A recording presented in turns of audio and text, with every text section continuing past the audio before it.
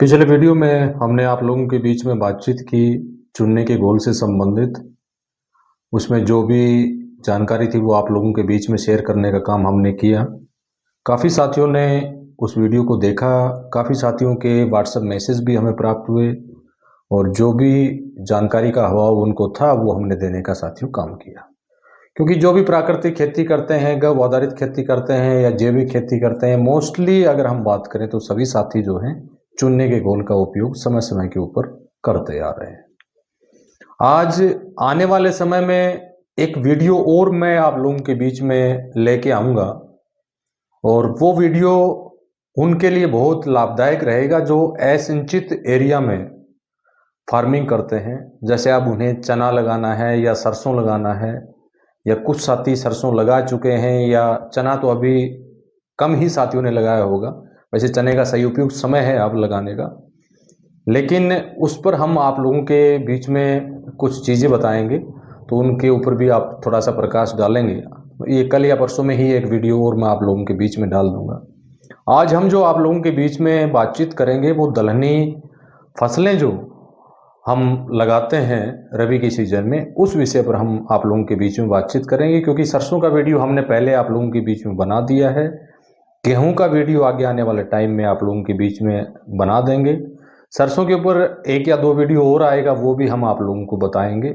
लेकिन आज जो हमारी चर्चा है वो चर्चाएं रहेगी चने के ऊपर, क्योंकि चना की फार्मिंग जो है काफ़ी साथी करते हैं और चने को ज़्यादा कुछ तामझाम की आवश्यकता भी विशेष करके नहीं होती है।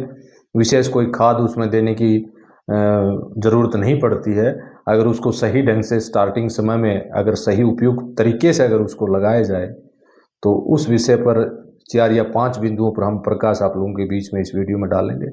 तो सभी साथियों को मेरी तरफ से नमस्कार, और मैं सभी मेरे जितने भी किसान साथी हैं उनसे दीपावली की बहुत बहुत हार्दिक शुभकामनाएं कि आपके लिए ये त्यौहार बहुत खुशियों भरा आए, खुशियों भरा रहे, हमेशा खुशी मगन आप रहें और एक विशेष उजाला आप लोगों के लिए लेके आए। मेरी हमेशा यही दुआ रहती है, कामना रहती है।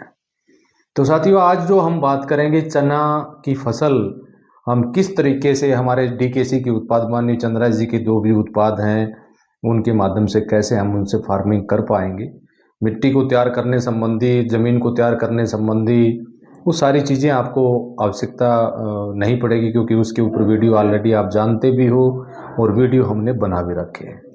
आज हमारा मुख्य रूप से टॉपिक रहेगा चना जब हम लगाते हैं तो बीज उपचारित में कौन से उत्पाद विशेष करके हम चने के अंदर यूज करें और किस तरीके से बीज का उपचारित हम करें, और जो चना लगाने के 15 से 20 दिन के बाद जो समस्याएं उसमें आती हैं उसको हम कैसे उससे हम छुटकारा पाएं ताकि उसका समाधान पहले ही हम कर लें। क्योंकि एक जो रोग हमारी क्रॉप में आता है चने के अंदर सबसे ज़्यादा, जिसमें जड़ें काफ़ी एक फेमस है, जड़ें काली हो जाती हैं, एक फफूंद, जमीन जनित फफूंद रोग होता है। इससे कैसे हम छुटकारा पाएं उसके ऊपर हम आज आप लोगों के बीच में प्रकाश डालेंगे। वैसे चने के ऊपर 2 वीडियो और मैं डालूंगा और आने वाले टाइम में उसमें विस्तार से आप लोगों को बताऊंगा। तो सबसे पहले बात करते हैं कि चने को बीज उपचारित करने का सही तरीका क्या है। वैसे बीज उपचारित के ऊपर स्पेशल वीडियो मैंने बना भी दिया है, लेकिन आज इस वीडियो में भी चर्चाएं कर लेता हूं, क्योंकि हमारे राजस्थान, हरियाणा और उत्तर प्रदेश, मध्य प्रदेश और कर्नाटका, तमिलनाडु इत्यादि क्षेत्रों में जो है, महाराष्ट्र के कुछ क्षेत्रों में भी जो कर्नाटका के साथ में जुड़े हुए एरिया हैं वहाँ पर चना काफ़ी होता है। काबुली चना भी काफ़ी साथी लगाते हैं और उसमें काफ़ी एरिया जो होता है वो असिंचित एरिया होता है, क्योंकि चने को ज़्यादा वैसे विशेष करके कोई पानी की आवश्यकता नहीं होती है। अगर एक बरसात भी हो जाए चना लगाने के बाद तो वो हमारे लिए फ़ायदेमंद काफ़ी रहती है। और वैसे पानी सिंचाई के संबंधी ऐसे चिन्ह क्षेत्र जो हैं उसके ऊपर एक वीडियो कल या परसों में आप लोगों के बीच में आ जाएगा। तो सबसे पहले जो बीज उपचारित आपको करना है वो माननीय चंद्रा जी के उत्पाद, सबसे पहले तो ट्राइकोडर्मा, OWDC और वाम, इसका सबसे ज़्यादा महत्व जो है चने के अंदर आपको मिलेगा। क्योंकि चना एक ऐसा आपकी क्रॉप है जिसके ऊपर लागत भी कम है, जिसके ऊपर निकालने का खर्चा भी कम है और जिसके ऊपर अगर थोड़ा सा भी अगर आप ध्यान दे लेते हैं तो उत्पादन भी साथियों आप अच्छा चने से आप ले सकते हैं। अब यहाँ वैरायटी की अगर मैं बात करूँ तो वैरायटी आप अपने क्षेत्र के हिसाब से अगर चयनित करेंगे तो सबसे बेस्ट रहेगा, क्योंकि आपके एरिया में कौन सी वैरायटी लगती है वहीं की वैरायटी आपको लगानी है। वो लोकल वैरायटी जो भी है, देसी वैरायटी आपकी जो भी है वही आप लगाइए। और चना एक दलहनी फसल है, आप जानते हैं चने की दाल काफ़ी मैसूर है, चने का आटा जो है काफ़ी उपयोगी है, वो सभी साथियों को पता भी है इस बारे में।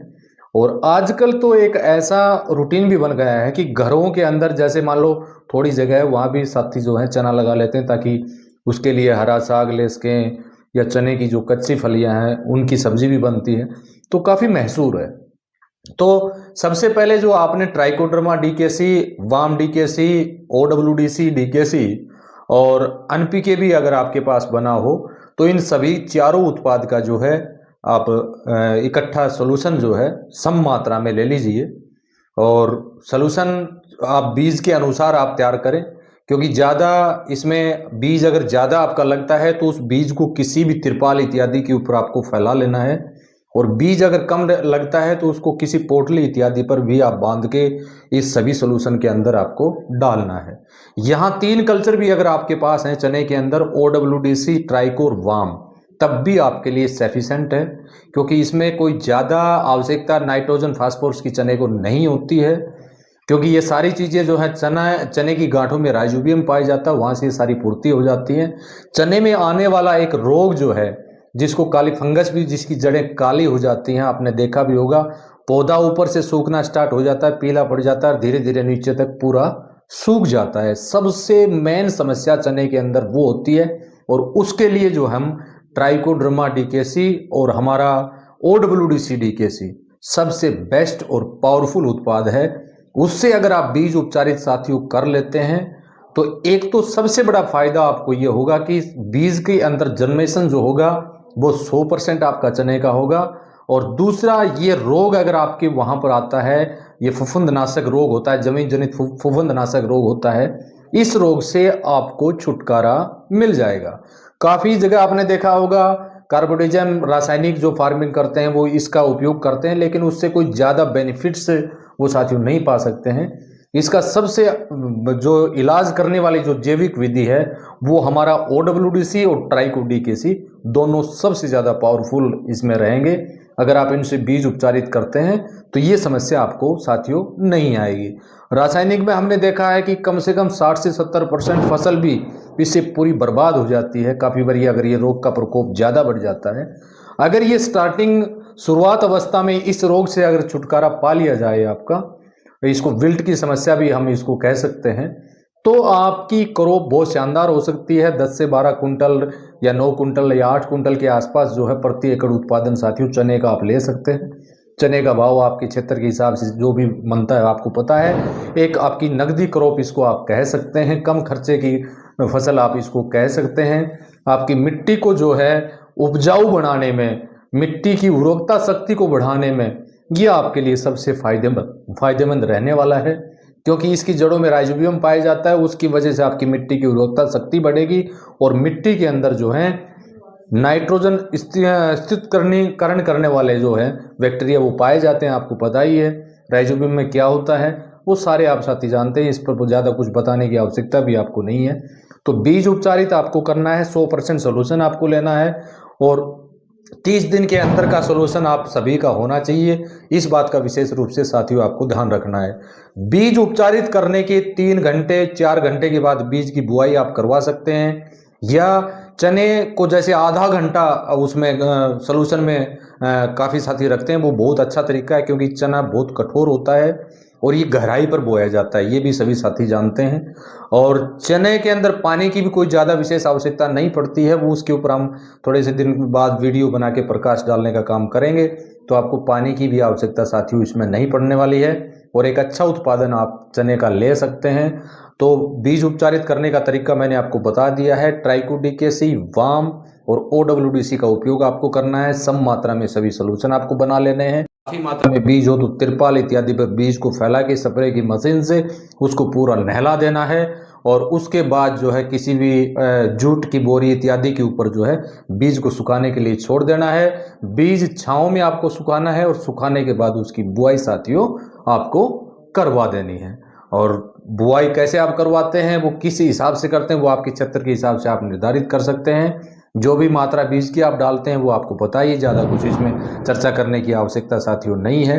आने वाले समय में इसके अंदर 2 रोगों से संबंधित और हम आप लोगों के बीच में बातचीत करेंगे। उसमें तो एक देसी नुस्खा भी हम आपको बताएंगे जिससे कि आपका बहुत फायदा आप चने की फसल में जो है वो ले सकते हैं। और मैं तो ये कहूँगा कि जिन साथियों के पास 4 से 5 या 6 एकड़ ज़मीन के आसपास ज़मीन है तो 1 एकड़ में चना अवश्य लगाइए।